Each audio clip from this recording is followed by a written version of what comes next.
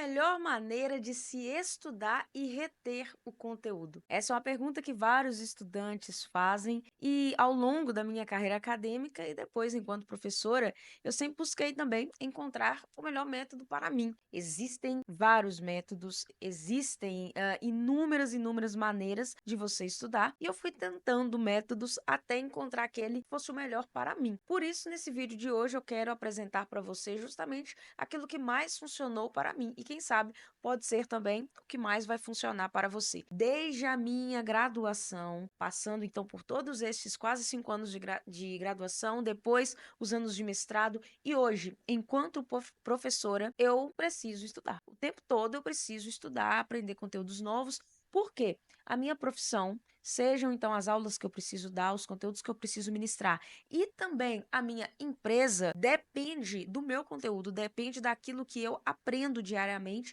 depende daquilo que eu absorvo de conteúdo novo.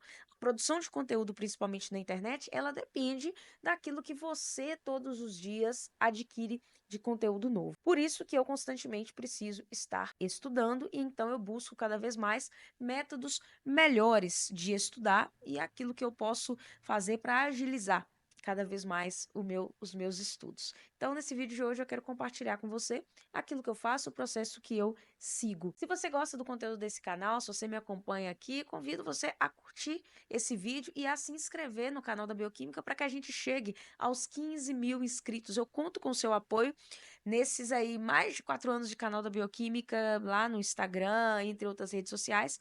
Nos últimos anos aí venho começando a produzir no YouTube também e espero poder estar contribuindo com você. Então, bora lá para o nosso vídeo de hoje. Primeiro ponto importante: leitura e anotação. Somente ler não é estudar. Você pode perceber que quando você senta para ler um livro, ler seja livro didático ou um livro de romance, seja o tema que for, você pode perceber que várias informações daquele livro vão se perder ao longo do tempo, simplesmente porque você não vai retê-las. Porque somente ler, se você não toma nota daquela leitura que você está fazendo, ela não vai ser efetiva para a absorção de conhecimento, para a absorção de conteúdo.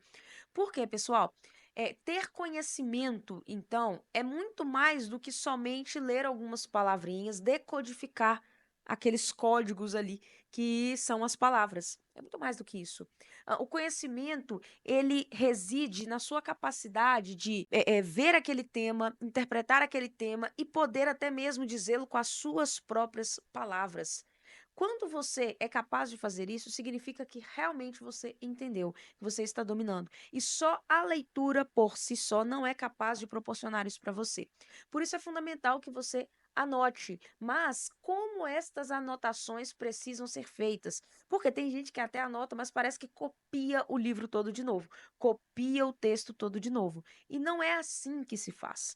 Eu, particularmente, gosto muito de usar palavras-chave. Então, à medida que eu for lendo parágrafos, eu chamo a atenção de algumas palavras, na verdade, saltam aos meus olhos, ou até mesmo frases muito curtas. A ideia é que seja algo resumo mesmo, ou seja, a ponto daquilo ser traduzido em quase que uma única coisa, ou seja, uma palavra-chave, um conceito-chave que vai então ser capaz de direcionar o seu raciocínio, ser um gatilho para você entender e relembrar do que dizia aquele capítulo, do que dizia aquele parágrafo que você está lendo, tudo bem? Então, por vezes eu transformo essas palavras-chave em mapas mentais, mas não é sempre. A ideia das palavras-chave ou grifadas ou escritas ali em à parte, né, para mim é realmente muito importante. Depois, o que eu faço com isso? A parte mais importante para mim está em explicar, por vezes em voz alta para mim mesma, aquilo que eu acabei de ler.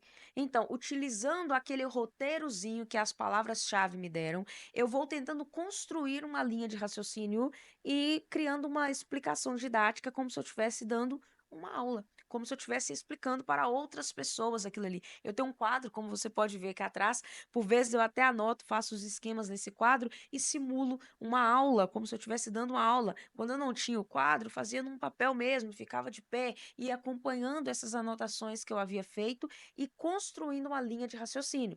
De primeira, principalmente se o tema for complexo, você vai cometer erros, você não vai conseguir explicar todo o conteúdo. E é aí que entra a revisão das palavras-chave e do texto principal. Nesses pontos que eu garrei, que eu não consegui ali desenvolver, eu volto, leio somente aquele trecho, somente aquele parágrafo outra vez, e se for necessário, eu até troco a palavra-chave por outra que vai me dar um gatilho melhor, que vai me gerar uma conexão de ideias melhor com o parágrafo anterior, com a ideia anterior que eu acabei de estudar e verificar. Então, aí eu retomo a partir desse parágrafo anterior, dessa palavra-chave anterior, e continuo a minha explicação, chegando naquele ponto que antes eu tive dúvida, que antes eu tive dificuldade. Costuma que nesses momentos, opa, já deu certo, já consegui agora fazer uma conexão diferente, ligar os pontos de uma ideia diferente. Veja que, por vezes, talvez você não vai conseguir assim. Tente de outro jeito, tente com outra palavra, tente reler mais uma vez, principalmente se é um tema difícil, né? Alguns temas são mais difíceis do que outros e acabam gerando mais dúvidas. Próximo passo: revisar estas anotações é fundamental. Porque nós esquecemos. Existe algo chamado curva do esquecimento, né? Há muitos anos, um estudioso alemão chamado Ebbinghaus, ele elaborou uma chamada curva do esquecimento. Hoje a gente sabe que essa curva não é exatamente dessa maneira, não com os tempos que ele sugeriu, mas há validade na ideia dessa curva de esquecimento. O que que ela mostra? Depois, principalmente ali, olha, de 24 horas que você teve contato pela primeira vez com um determinado conteúdo novo, é natural que você se esqueça de parte daquele conteúdo, dos detalhes e das minúcias ao longo do tempo. Principalmente ali depois de 36, 48 horas, haverá uma queda de retenção de conteúdo muito grande. É por isso que é necessário revisar este conteúdo com uma frequência adequada. É preciso retomar esse conteúdo. Agora pensa, se você escreve aqueles textos grandiosos, escreve aquele monte de coisas, a revisão ela vai ficar cansativa, a revisão ela vai ficar difícil. Por isso que essa ideia das palavras-chave, elas são excelentes ao meu ver, essas palavras-chave são excelentes ao meu ver, porque você vai conseguir fazer revisões frequentes sem gastar muito tempo, sem assim gastar muita energia nessas revisões, visto que ali você tem apenas palavras-chave, conteúdos já bem mastigados e que para você são gatilhos, gatilhos que estabelecem linhas de raciocínio.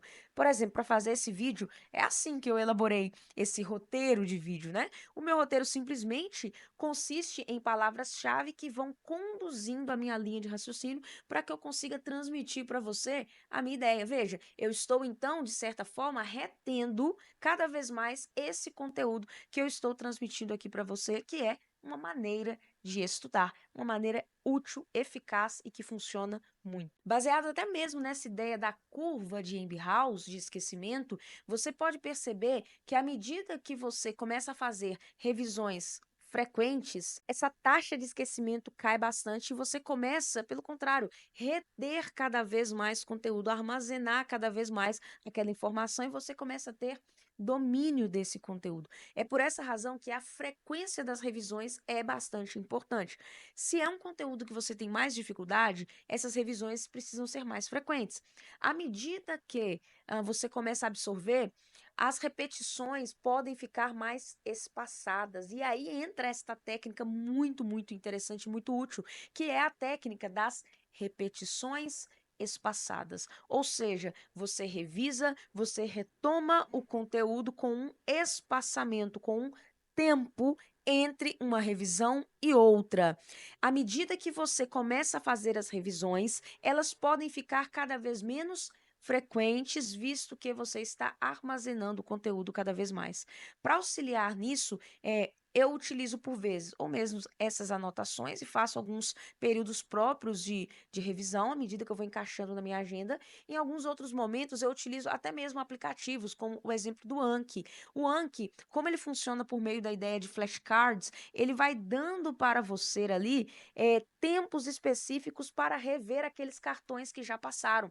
Então, quando chega um cartão ali com uma determinada pergunta, com uma determinada palavra-chave, se você não consegue estabelecer a linha linha de raciocínio que aquele cartão te pede, que aquela palavra-chave te pede, você classifica ela como difícil, por exemplo. Então, ele automaticamente recalcula um tempo para que a repetição volte, para que aquele cartão volte para você, e aí você seja obrigado de novo, né, a obter as respostas para aquele tema. Então, ajuda muito esses aplicativos, até mesmo para o estudo de idiomas, né? Eu acho que eu usei o Anki principalmente muito quando eu estava ali estudando inglês, quando eu estava estudando italiano. Para mim foi muito útil a utilização desse aplicativo por justamente promover essas repetições espaçadas para você. Não é nenhum método mirabolante, não é nada muito fora da caixinha, mas eu entendi que são justamente as coisas simples, sem muitos floreios, que funcionam. E você começa a ficar bom cada vez mais nessa prática de estudar à medida que você começa a repetir isso. À medida que você adquire um método, entende um método, como ele funciona, e começa a aplicá-lo repetidas vezes, você começa a se tornar muito bom, muito boa nisso que você está fazendo. Então, hoje eu me considero já num nível muito bom de estudos e posso melhorar ainda mais, claro, mas eu já consigo, à medida que eu me coloco diante de um conteúdo novo, retê-lo com muito, muito, muito mais facilidade do que antes. Consigo expor esse conteúdo com muito mais facilidade, apresentar numa aula, apresentar ali falando em público durante 50 minutos, uma hora e meia por vezes sobre aquele determinado tema. Então, essa técnica de leitura, anotação de palavras-chave, explicação deste tema e revisões frequentes muda o jogo, muda as suas habilidades de estudar e de reter conteúdo cada vez mais e principalmente se colocar à frente de muitas outras pessoas. Se você quer aprender bioquímica de verdade e entrar numa plataforma de estudos completa, convido você a conhecer a plataforma Dominando a Bioquímica, que está na Black Friday, Black November, né? Black November. E é o seu mês, o seu momento de aproveitar, seja o acesso vitalício ou o acesso por um ano desse conteúdo fantástico que auxilia muitas e muitas pessoas, mais de 1.000 alunos, a dominarem a bioquímica de verdade. Então, conto com você dentro da plataforma e também com a sua inscrição no nosso canal. Até a próxima!